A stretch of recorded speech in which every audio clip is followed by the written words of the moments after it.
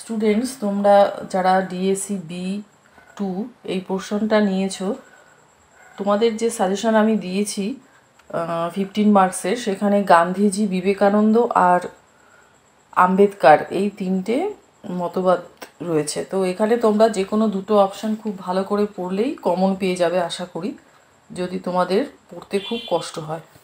আর আরেকটা কথা হচ্ছে, অনেকেই নাম্বার 6 আর 9 এই দুটো কোশ্চেনের অ্যান্সার চেয়েছো। যেমন গান্ধীজি মানব প্রকৃতির স্বরূপ বিষয়ে স্বামী বিবেকানন্দ ও গান্ধীজির মতামতের তুলনামূলক আলোচনা করো।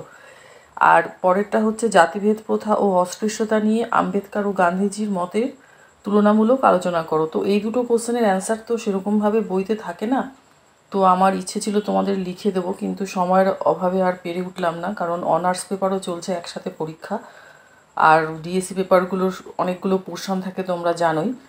তো এটা যদি তোমাদের নিতান্তই ধরো কমন পেলে না, একটা কোশ্চেন পেলে আর এরকম ধরনের আরেকটা কোশ্চেন দিয়েছে, তো তোমরা সেখানে মানব প্রকৃতি সম্পর্কে যেমন স্বামী বিবেকানন্দের মতটা পড়লে সেটার কিছুটা দিয়ে দেবে, আর তার সাথে গান্ধীজির মতটাও দিয়ে দেবে, তাহলে মোটামুটি আনসারটা ঠিকঠাকই হবে, খারাপ হবে না।